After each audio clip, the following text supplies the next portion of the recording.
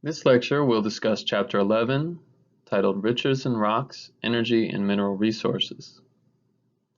This lecture will be divided into three parts, first discussing the formation of fossil fuels, also known as hydrocarbons, second being the exploration and production of fossil fuels, along with renewable energy, and the third part will discuss rock and mineral resources that are not strictly energy related.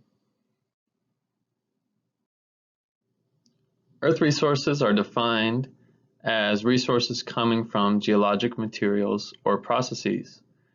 These can typically be divided into two types, energy resources and mineral resources.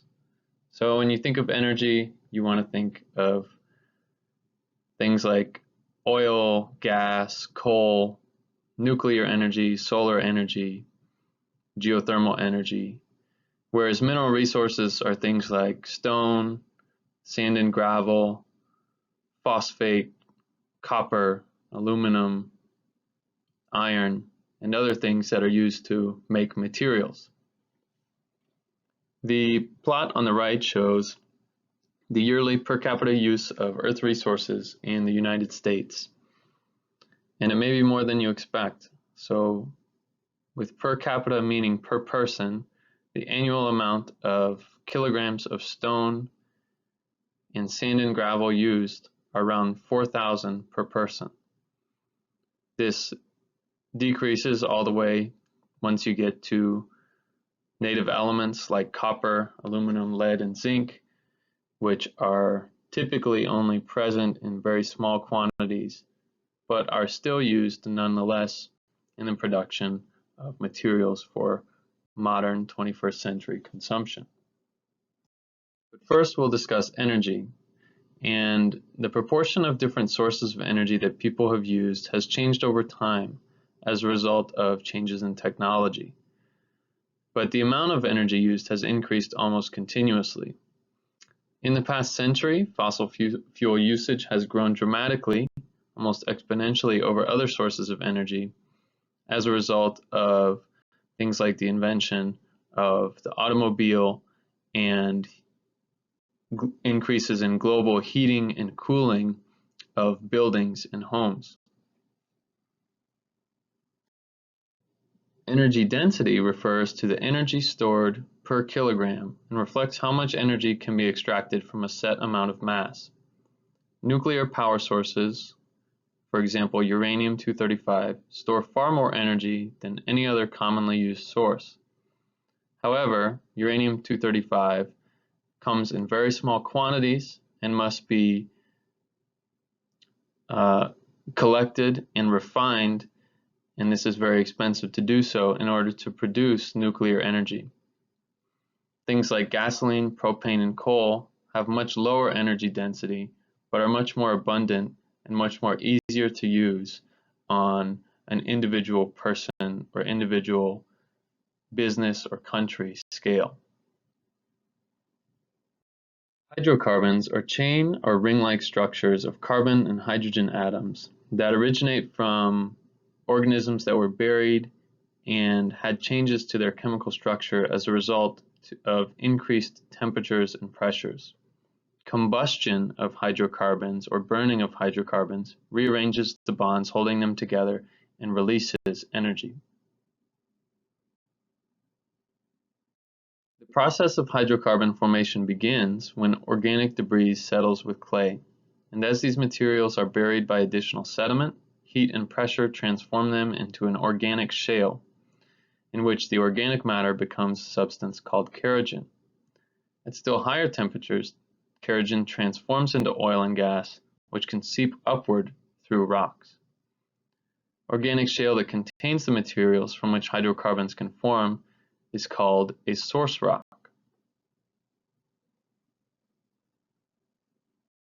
This figure describes the process of hydrocarbon formation in source rocks, where we have plankton and clay floating in water that sink and accumulate.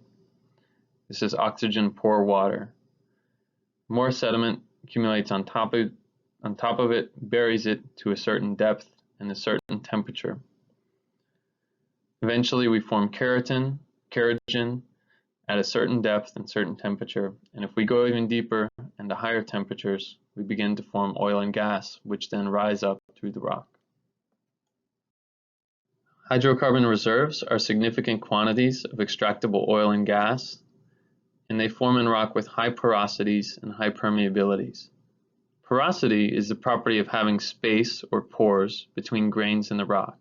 For example, sandstone is very porous or has a high porosity. Permeability is how well connected each pore is. This allows material to flow through the rocks, and another example is that sandstone often has good permeability as well as porosity.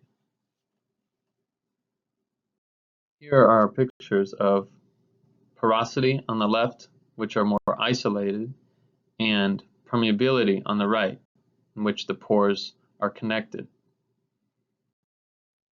So after the formation of the source rock, we have oil and gas migrating upward into something called a reservoir rock that has high porosity and high permeability.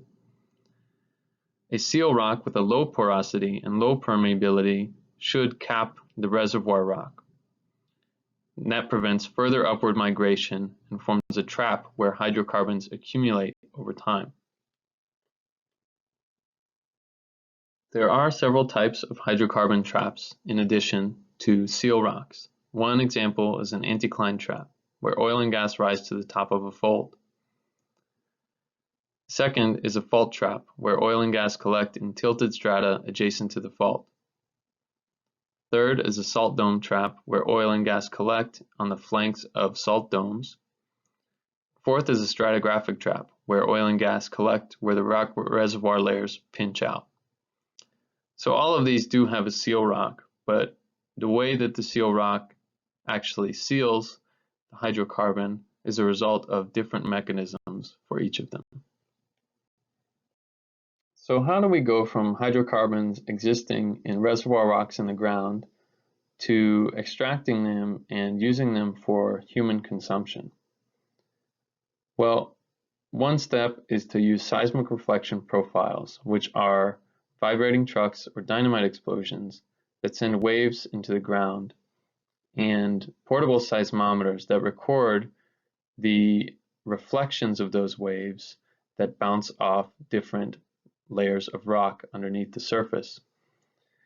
Looking at these seismic reflection profiles, geoscientists can understand the different rock layers and understand where hydrocarbons exist in the subsurface. Scientists also use drilling methods to identify where hydrocarbons exist. A rotary drill is the best type of drill for this, which has a rotating pipe and on its edge drill bits that grind holes into the ground. Drilling mud is pumped down through the pipe and exits on its sides, whereas rock material is collected in the drill hole. Within the past 10 to 20 years, a technological innovation called directional drilling has allowed drillers to bend drill holes in XY directions to hit specific targets. This picture below shows directional drilling where the head of the drill can bend at an elbow. When governments or industries want to drill for oil in the oceans, they construct offshore drilling platforms, which are these gigantic structures where hydrocarbons can be drilled for and extracted. On the continents, pumping oil is a little bit easier. When drilling is complete, the drilling derrick is replaced by a pump which sucks oil out of the ground. Here is a typical pump jack design, which is also known to industry folks as a nodding donkey due to its movement of going up and down. Because oil doesn't exist in every location on the earth, oil must be transported to different locations to be used. And before it is burned for automobiles or electricity or any other energy use, oil must be refined, where you remove unwanted material from the energy producing material. This is done through pipelines and ships move across oceans. A process called hydraulic fracturing or hydrofracking allows industries and governments to extract more than the typical amount of hydrocarbons extracted through pumping. This is known as a secondary recovery method. And in the case of hydrofracking, fluid is pumped under high pressures into rocks, and that fluid, because of its high pressure, opens up and expands existing cracks that allows more oil and gas to flow through the rock strata and enter into pipes. Sand is also pumped in these to hold the new cracks open. Conventional oil reserves are those that can be pumped out of the ground with relative ease, and they're not randomly located on Earth, but typically occur near specific types of geologic environments. These are passive margins. Approximately 60% of the world's conventional oil reserves occur in the Persian Gulf region. Here is another pie chart explaining oil reserves in terms of billions of barrels distributed throughout the world. Unconventional hydrocarbon reserves are those where oil cannot be easily pumped out of the ground, and these are known as oil shale, tight oil and gas, or tar sands. Here is a map showing the current shale reserves and prospective shale reserves in the United States, Canada, and Mexico. Tar sands occur widely, especially in Canada, but they are highly viscous and can't be pumped from the ground, so they must be recovered through open pit mining, which is basically digging a big hole in the ground. Heating the sand reduces its viscosity so that the hydrocarbons can be separated from the sand. This is an expensive and environmentally costly process. Coal forms from organic materials, mainly wooden plants, that die and fall into water with low oxygen contents. Without oxygen, decay happens very slowly, and the material is transformed into peat and then to coal after deep burial. Organic material is first changed into peat from increases in temperature and pressure due to burial, and then into one of three classes of coal. The three classes are known as lignite, bituminous coal, and anthracite, with anthracite being the deepest buried and the hardest, highest energy density coal that has formed, and lignite being the lowest energy density and the shallowest. Here is a figure that shows the worldwide coal distribution, with most of it accumulating in mid-continent basins. Coal is extracted from the ground in a variety of ways. One method is called strip mining, where they dig for coal within 100 meters of Earth's surface. The land cover is stripped away, and then coal is extracted by digging, and then replaced with the dirt that was excavated, eventually replaced after the coal has been dug out. Underground mining of coal is used to recover deeply buried coal deposits, and this is dangerous to human life because methane gas released by coal presents a significant risk of underground explosions if the mine shaft is not properly ventilated. It's important to note that hydrocarbon resources, also known as fossil fuels, like coal, oil, and natural gas, are non-renewable resources, meaning that we are using them up more quickly than the Earth can produce them.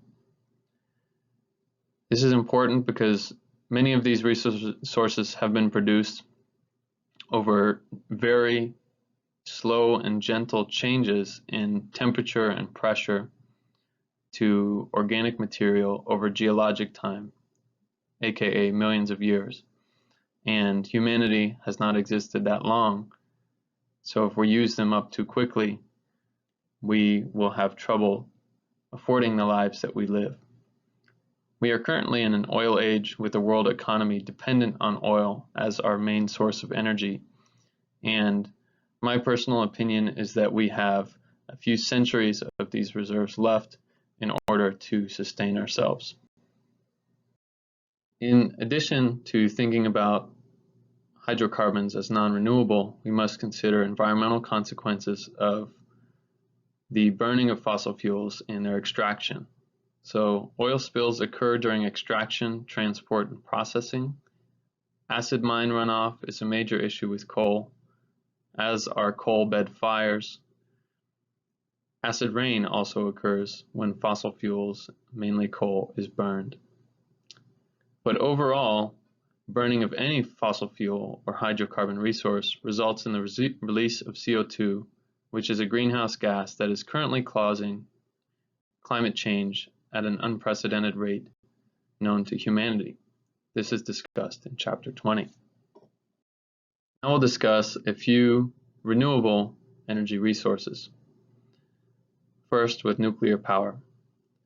Nuclear power is generated via nuclear fission in nuclear reactors.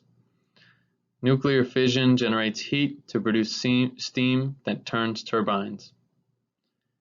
To create nuclear fission, we must first mine uranium, then refine it, and then enrich it, adding more uranium atoms to a stock. This process is hazardous because meltdowns occur due to reactions getting out of control, and nuclear waste disposal is problematic because waste remains hazardous for very long periods of time, namely longer than human timescales.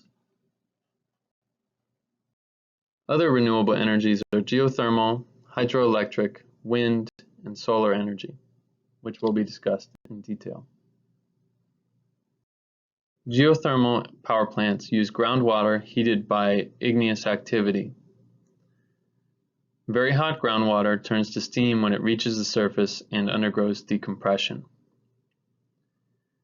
Geothermal energy is usable in areas where igneous activity occurs, or namely in areas that are close to tectonic plate boundaries. Hydroelectric power occurs when flowing water passes through turbines, and this is done through dams or tidal barrages that are used to harness the water flow. Wind can be used to turn fan blades and turn a turbine to generate electricity. Solar energy relies on photovoltaic cells that transform the energy of light, or photons, into electricity.